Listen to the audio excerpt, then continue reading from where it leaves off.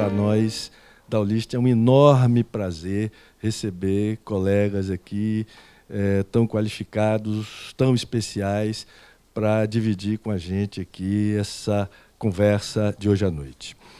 Nós vamos falar de dependência química, e sempre que esse tema me vem à cabeça, eu lembro de uma historinha que eu vi certa vez de um professor num congresso, falando de um paciente que ele tinha muito difícil, que ele fez de tudo para tentar tratar o paciente, não conseguiu, encaminhou para outros colegas, que encaminharam para outros colegas, e ele foi passando novamente por N pessoas e sempre recaindo na dependência química.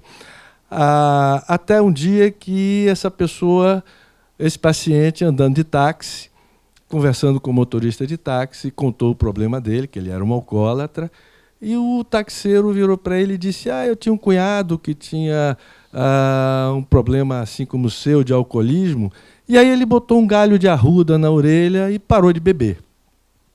E o paciente seguiu o conselho, depois de ter passado por inúmeros especialistas, botou um galho de arruda na orelha e parou de beber. Eu estou citando isso apenas para dizer a minha vivência com esse tema, é que por mais que a gente estude, por mais que a gente tenha acesso a novos medicamentos, a novas terapêuticas, a dependência química, para mim, é um mistério. Para mim é uma coisa que eu estou sempre apanhando, por mais que eu faça. A gente tem que ser curioso, a gente tem que buscar, a gente tem que se perguntar, a gente tem que tentar buscar armas para lutar contra esse problema. Então, hoje fala-se muito da ibogaína, por aí, muitos leigos usando, clínicas leigas, pacientes vêm aqui nos procurando e tivemos a ideia de convidar vocês para conversar e trocar algumas ideias sobre esse tema aqui com a gente essa noite.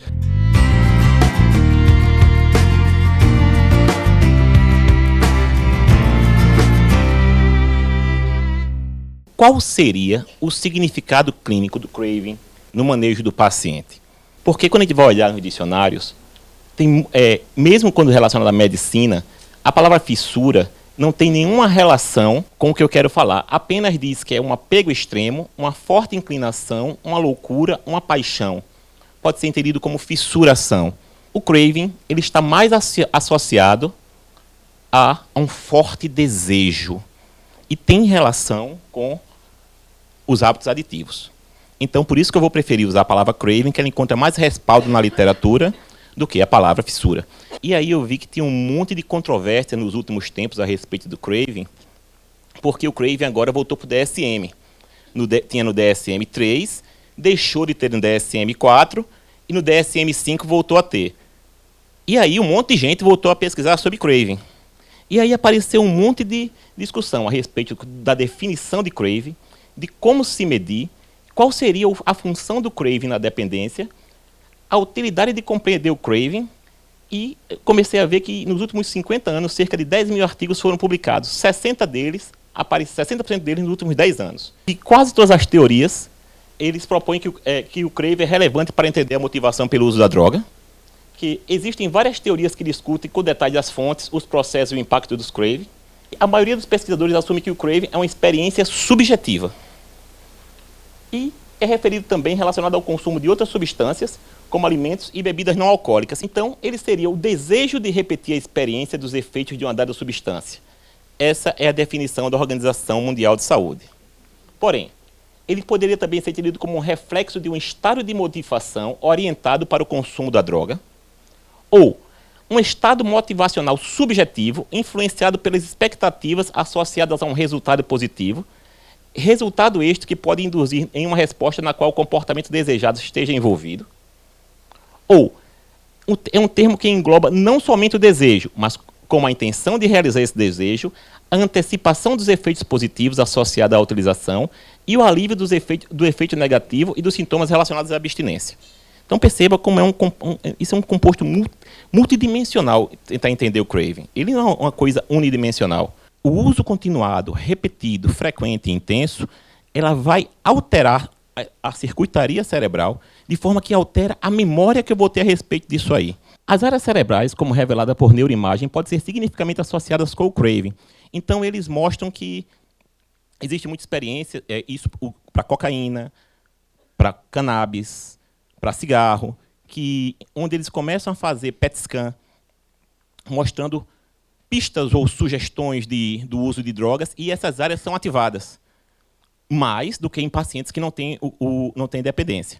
Os estudos sugerem que as pistas relacionadas a drogas ativam principalmente regiões corticais relacionadas com ampla gama de funcionamentos. E que funcionamentos são esses? Que mexem com o processamento da recompensa, com memória, com motivação, regulação da ação, controle executivo, afeto e a integração disso aí tudinho. O paciente apresentar craving não é necessariamente que ele vá recair. Então, não é porque o paciente experimentou algum desejo no uso da droga ou pensou isso em algum momento que ele necessariamente vai apresentar uma recaída no uso da droga. Porém, a grande questão é, a presença do craving prediz o comportamento de uso de drogas, e nós que trabalhamos com pacientes graves, a gente vê que isso muitas vezes corresponde à verdade. Então, o craving nos nossos pacientes, nos pacientes mais graves, é muito preditivo do comportamento do uso de droga. Agora, em nível ambulatorial, a gente tem que tomar cuidado. Você avaliar o craving em um paciente com sintoma da abstinência é uma coisa, avaliar o craving no paciente que está tomando uma terapia de reposição é outra coisa, avaliar o craving no paciente que está totalmente abstêmio é outra coisa.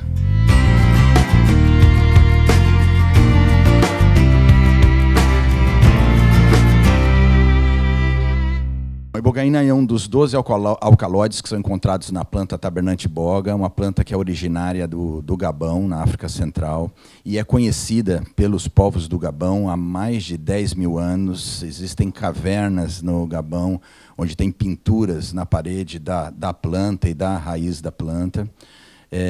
Lá no Gabão é considerada uma planta sagrada, e ela é utilizada como uma panaceia universal para qualquer problema de saúde que eles têm. Eles usam essa planta. Então, se a pessoa caiu e ralou o cotovelo, passa a folhinha no cotovelo. Se a pessoa está com dor de estômago, ela pega a raiz e masca um pouquinho e melhora da dor de estômago. Mas ela é usada principalmente num ritual de iniciação à vida adulta que ocorre aos 17 anos dos jovens que professam essa crença, uma religião que eles têm lá que se chama Biwit, né? A planta, a ibogaína, né, a substância, ela é classificada como um alucinógeno, mas, na verdade, ela é um onirofrênico, ela induz ao estado de sonho. Se você tomar ibogaína e fizer um eletroencefalograma durante o efeito da ibogaína, o traçado do eletroencefalograma vai ser o sono REM, não vai ser um traçado desorganizado, que nem um alucinógeno tradicional, o LSD, por exemplo, que fica caótico, né, o traçado. Durante o uso da ibogaína, o eletroencefalograma ele mostra um traçado muito parecido com o do sono REM. A reação da ibogaína é, por um lado, uma aceleração do curso do pensamento. As pessoas começam a pensar muito rápido, vem um pensamento atrás do outro, a pessoa não consegue nem prestar muita atenção no que ela está pensando. Um pensamento toma rapidamente o lugar do outro. E ocorrem também, em muitos pacientes, não em todos, mas em muitos, alterações visuais. O paciente começa a ver imagens, e por isso essa confusão de ser um alucinógeno. O paciente começa a ver imagens, mas se ele realmente prestar atenção nas imagens, ele vai perceber que a maioria das imagens são lembranças, são memórias que ele está tendo da tenra infância, da adolescência. Então, às vezes, ele não reconhece a imagem que ele está vendo, porque aquilo aconteceu tão precocemente na vida dele, que ele não tem o registro de que aquilo que aconteceu, aquela imagem que ele está vendo, aconteceu com ele, e que aquilo é uma memória. Hoje em dia não existe nenhuma abordagem farmacológica assim totalmente efetiva para a dependência química. Alguns pacientes reagem bem a um medicamento, outros já não reagem nada àquele medicamento, é bem variável.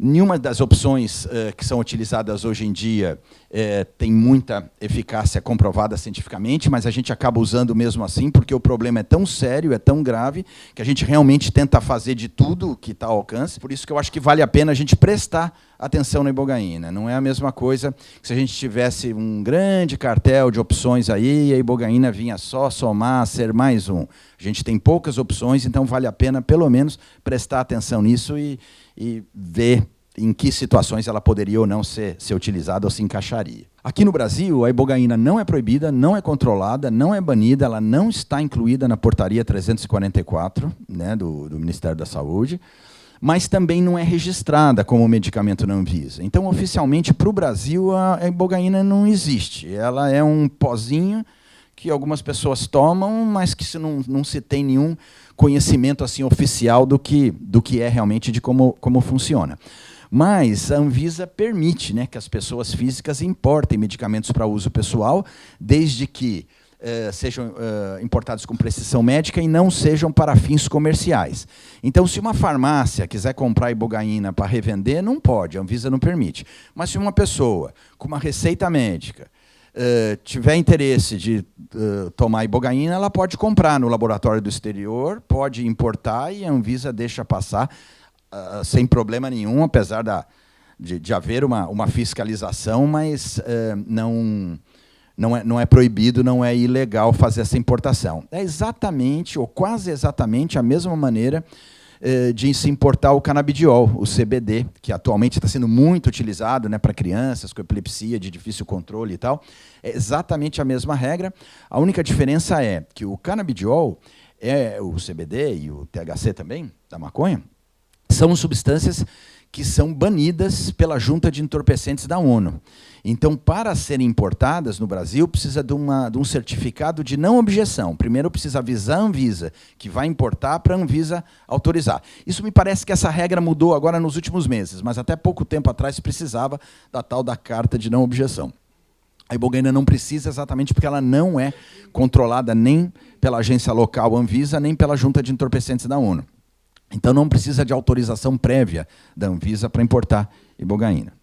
O efeito da ibogaína no cérebro é de aumentar o GDNF, o Glial Cell Derivative Neurotrophic Factor, que é uma substância que estimula o crescimento de neurônios, o aumento de sinapses, né, de conexões entre os neurônios. Isso provavelmente causa, no paciente que é dependente químico, uma restauração, vamos dizer, do funcionamento do cérebro, um reequilíbrio da quantidade de neurotransmissores e quase que instantaneamente o paciente perde o craving pela droga. Depois de 24 a 48 horas, os pacientes eram liberados. Nesse período, eles já não têm praticamente mais nada, eles estão completamente normais, mas têm a lembrança de tudo que aconteceu, de toda essa vivência, e a maioria deles sai assim transformada, sai se sentindo uma pessoa diferente. Depois que os pacientes tinham alta, eles continuavam o acompanhamento psicológico. Isso, como eu falei há pouco, é o mais importante de tudo. A ibogaína sozinha não resolve nada, não é um milagre, não é uma solução final, é só um facilitador da terapia. Então, é importante, para que o efeito seja proveitoso, que o paciente faça psicoterapia tanto antes quanto depois, senão esse efeito vai aos poucos se perdendo e dali a 6 meses ele está usando droga de novo e nem lembra direito que tomou ibogaína. O resultado mais importante desse estudo é que nenhuma fatalidade aconteceu, ninguém morreu de tomar ibogaína, ninguém teve nenhuma reação violenta, né? Ou nada que não se pudesse controlar.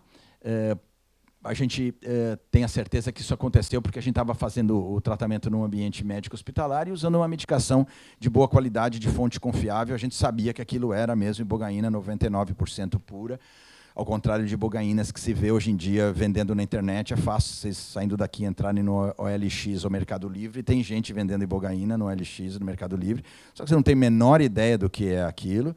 Mas existem até hoje, nesses 50 anos de uso, cerca de 30 mil tratamentos realizados, 19 mortes supostamente relacionadas à ibogaína no mundo. Uma no Brasil, um paciente que eu não conheço, não fui eu que atendi, mas sei que aconteceu, e as outras 18 no resto do mundo. Todas essas mortes têm as mesmas características. Todos esses casos foram tratados fora do ambiente hospitalar, sem médico por perto, com medicação de origem desconhecida, não se sabe nem se era ibogaína, pacientes com doenças graves pré-existentes. Um dos casos, por exemplo, era uma moça que fazia hemodiálise, então ela teria que tomar cuidado até para tomar dipirona, e acabou tomando ibogaína e morreu. Um outro caso, um rapaz que tinha um marca-passo no coração, tomou ibogaína, também morreu, era um caso que estaria contraindicado tomar. Mas a maioria das vezes, as mortes foram causadas por uso concomitante subrepetício de drogas. Em todos os casos, em todos esses 19 casos, tinha circulando no organismo ibogaína, heroína e uma terceira droga. Essa questão da abstinência prévia é o seguinte: a gente usa ibogaína basicamente para tratar pacientes de cocaína e de crack. A cocaína e o crack, nos primeiros dias de abstinência, está descrito na literatura que o paciente faz bradicardia nos primeiros 15 dias após a parada do uso de cocaína e crack. Como a ibogaína também provoca abstinência, então é conveniente que o paciente pare de usar cocaína ou crack por alguns dias, e aí depois que passar essa reação de bradicardia, que então ele tome ibogaína. Não é muito conveniente que se administre a ibogaína, que é uma substância bradicardizante, exatamente no mesmo momento em que o paciente já está com bradicardia por conta da abstinência da cocaína. E isso que é interessante, porque assim, os pacientes às vezes não entendem isso, e mesmo às vezes a gente, né, o pessoal da área, não entende muito. Até porque a ibogaína, na verdade, ela não é um promotor da abstinência. Ela não é útil para promover a abstinência. Ela é útil para manter a abstinência no paciente que já está abstinente. Então, o paciente já está abstinente há 30 dias, mas para ele ter uma certa tranquilidade que ele não vai recair ou ter uma chance menor de recair no futuro, aí que entra a opção da ibogaína para manter essa abstinência por um período mais prolongado ou talvez até para sempre, a gente não sabe. São efeitos que vêm em 3 fases, né? O efeito da ibogaína é prolongado, ele dura, como eu falei, entre 12 a 24 horas, e ele é bem determinado por 3 fases bem distintas, né? Demora para a ibogaína começar a fazer efeito, porque a ibogaína ela precisa do efeito de primeira passagem no fígado para ser transformada de ibogaína em noribogaína, e essa noribogaína sobe e faz o efeito que tem que fazer. Então, demora um pouquinho, não é que nem, por exemplo, um Rivotril sublingual que coloca ali em 5 minutos a pessoa já está sentindo o efeito. Demora de 1h30 a 2 horas para a pessoa perceber que está acontecendo alguma coisa. E quando a pessoa começa a perceber, são sintomas meio inespecíficos. Ela começa a perceber que está acontecendo alguma coisa, mas ela não consegue explicar o que é. Dá meio uma tonturinha, um zumbido no ouvido, um formigamento nos braços e nas pernas, um calorzinho aqui, um calorzinho aqui. Ela percebe que ela está diferente, mas ela não consegue explicar bem. Logo depois disso, alguns minutos depois disso, 15, 20 minutos, ela entra na segunda fase.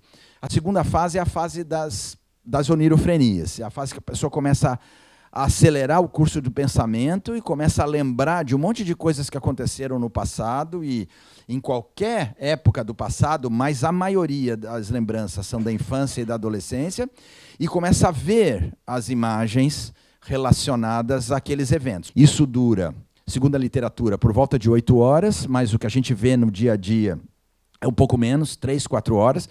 O paciente fica tendo essas imagens, uma atrás da outra, ele fica cansado disso.